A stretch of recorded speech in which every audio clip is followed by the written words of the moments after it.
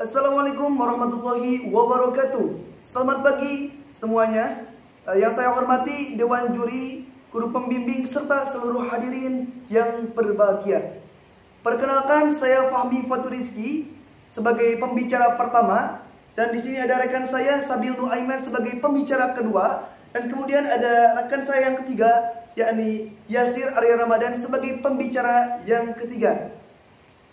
Oke. Kami di sini akan menyampaikan pandangan pro kami terkait mosi Undang-Undang Nomor 2 Tahun 2002 tentang Kepolisian Negara Republik Indonesia yang memberikan ruang bagi militer untuk terlibat dalam pengambilan keputusan politik yang berdampak merusak prinsip demokrasi di Indonesia. Baik, sebelum saya memasuki ke argumen utama, izinkan saya membuka dengan sebuah kutipan. Al-adlu asasul mulku. Keadilan adalah dasar dari sebuah kekuasaan. Bagi kami, keadilan hanya bisa ditegakkan jika hukum berlaku untuk semua, termasuk bagi aparat penegak hukum. Dan disinilah peran penting Undang-Undang Nomor 2 Tahun 2002. Berbagai rancangan undang-undang RUU di DPR menuai sorotan kalangan masyarakat sipil. Salah satu yang jadi polemik yakni RUU Perubahan Undang-Undang Nomor 2 Tahun 2002 tentang Kepolisian Negara Republik Indonesia atau yang biasa kita sebut dengan Polri. Kata demokrasi harus segera digarisbawahi karena hal inilah yang sangat penting dalam sesi awal argumentasi pada kali ini. Demokrasi adalah bentuk sistem pemerintahan di mana kekuasaan politik dipegang oleh rakyat atau warga negara secara langsung atau melalui perwakilan yang mereka pilih. Fungsi kepolisian adalah salah satu fungsi pemerintahan negara di bidang pemeliharaan keamanan dan ketertiban masyarakat, penegakan hukum, perlindungan, pengayoman, dan pelayanan kepada masyarakat. Namun, RUU ini memiliki banyak celah dan kontroversi. Kontroversi seputar Undang-Undang Nomor 2 Tahun 2002. Dan revisinya menunjukkan bahwa reformasi Polri merupakan isu yang sangat kompleks dan membutuhkan perhatian yang sangat serius dari semua pihak, bahwa perlu adanya keseimbangan antara kepentingan penegakan hukum dan perlindungan HAM serta mekanisme pengawasan yang efektif untuk mencegah penyalahgunaan wewenang. Untuk selanjutnya akan ada sesi argumentasi dari pembicara yang kedua, yakni Sabil Nuaiman. Silakan. Terima kasih banyak. Izinkan saya Muhammad Sabil Nuaiman sebagai pembicara kedua untuk menyampaikan atau menegaskan kembali opini yang telah diuraikan oleh pembicara pertama. Sesi argumentasi kita kali ini saya buka dengan satu pertanyaan penting. Mengapa RUU Polri dapat merusak prinsip demokrasi? Kembali lagi kepada pengertian demokrasi itu sendiri, yang berarti kekuasaan suatu pemerintahan tertinggi ada di tangan rakyat. Oleh karena itu, kepentingan sipil adalah yang utama, bukan kepentingan militer. RUU Polri atau revisi Undang-Undang Kepolisian berpotensi mengancam demokrasi karena beberapa alasan, termasuk potensi penyalahgunaan kewenangan, pelemahan pengawasan, dan kurangnya partisipasi publik dalam pembahasannya. Beberapa pasal dalam RUU tersebut dinilai memberikan kewenangan yang terlalu luas untuk Polri, yang berpotensi disalahgunakan untuk menekan kebebasan sipil dan mengganggu hak asasi manusia dan tentunya juga mengganggu demokrasi. Mengapa saya berani untuk berkata demikian? Karena hal ini ada korelasinya dengan Undang-Undang Nomor 2 Tahun 2002 Pasal 41 yang berbunyi, dalam rangka melaksanakan tugas keamanan, Kepolisian Negara Republik Indonesia dapat meminta bantuan Tentara Nasional Indonesia yang diatur lebih lanjut dengan peraturan pemerintah. Hal ini menimbulkan potensi besar akan andilnya TNI di dalam tugas keamanan mereka. Seperti kita ketahui bersama, di media sosial sekarang sedang berlalu lalang berseliweran berbagai berita tentang RUU TNI yang intinya adalah menempatkan militer di pemerintahan politik.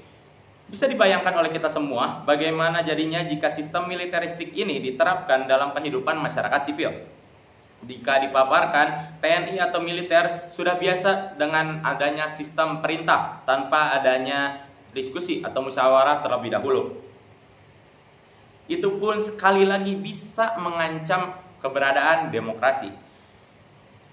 Selanjutnya, 3 poin penting yang saya soroti dalam RUU Polri nomor 2 tahun 2002 adalah: 1. Memperluas kewenangan Polri untuk melakukan pengamanan, pembinaan, dan pengawasan terhadap ruang cyber yang berpotensi menimbulkan tumpang tindih dan saling bertentangan dengan Undang-Undang nomor 27 tahun 2022 tentang perlindungan data pribadi. Yang kedua, RUU Polri yang menyebabkan kewenangan penyadapan kepada Polri juga dikhawatirkan akan mengancam demokrasi. Perluasan wewenang kepolisian untuk melakukan penyadapan dianggap rawan dan berpotensi disalahgunakan jika tidak diawasi. Dengan tugas itu, polisi dapat menyadap pihak-pihak tertentu di proses penegakan di luar hukum. Pengamat pun menilai kewenangan tersebut sebagai upaya mengintimidasi demokrasi yang tengah berjalan. Hal ini juga bisa merembet jauh kepada kegiatan-kegiatan jurnalisme yang terganggu juga. Seperti yang kita ketahui, kebebasan pers atau media di Indonesia tentu harus terjamin untuk bisa mengoreksi beberapa sistem pemerintahan yang sekiranya belum sempurna. Namun, akhir-akhir ini mendengar kabar pembungkaman sana-sini dan penangkapan kanan dan kiri membuat saya mempertanyakan kebebasan demokrasi terjamin atau tidak. 3. Kurang adanya transparansi.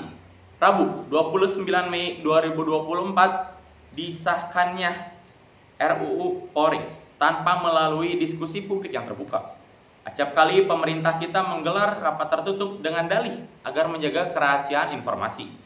Jengkelnya, mereka sering tiba-tiba melakukan atau memberikan pengesahan terhadap peraturan-peraturan yang berlaku, tak terkecuali RUU Polri ini. Inilah hal yang harus segera dibenahi oleh otoritas. Dengan demikian, pilar-pilar demokrasi yang sangat penting ada untuk menopang kehidupan berbangsa dan bernegara, khususnya yaitu membagi kekuasaan negara ke dalam beberapa cabang seperti legislatif, eksekutif, dan yudikatif untuk mencegah penyalahgunaan kekuasaan. Terima kasih. Selanjutnya akan diteruskan oleh pembicara ketiga. Terima kasih kepada Fahmi selaku pembicara pertama dan Sabil selaku pembicara kedua. Saya sangat setuju dengan pendapat keduanya dan saya akan menyampaikan argumen saya dari sudut pandang sipil. Alasan saya sangat setuju karena saya mengacu kepada dasar atau landasan dibuatnya undang-undang ini. Ada 3 poin. Poin yang pertama, dasar filosofi. Undang-undang ini dibuat untuk menjelaskan dan menegaskan fungsi kepolisian dalam negara demokratis. Yang pertama, menjaga keamanan dan ketertiban masyarakat. Dan yang kedua, melindungi dan melayani masyarakat secara profesional. Dan adapun dasar yang kedua, poin yang kedua itu dasar hukum atau yuridis.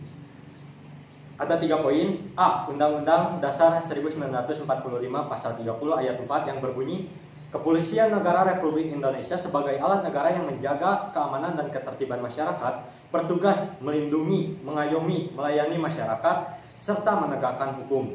B. Ketetapan MPR nomor 6/MPR/2000 tentang pemilihan umum dan pemisahan TNI dan Polri menegaskan bahwa TNI dan Polri harus dipisah fungsikan organisasi dan perannya. Ketetapan C. Ketetapan nomor 7/MPR/2000 tahun 2000 tentang peran TNI dan Polri menyatakan bahwa TNI dan Polri memiliki tugas yang berbeda. Kalau TNI bertugas untuk di pertahanan, sedangkan Polri bertugas untuk keamanan dan ketertiban negara. Dan poin yang ketiga, dasar sosiologis. Sebelum reformasi, TNI dan Polri berada dalam satu institusi, yaitu ABRI.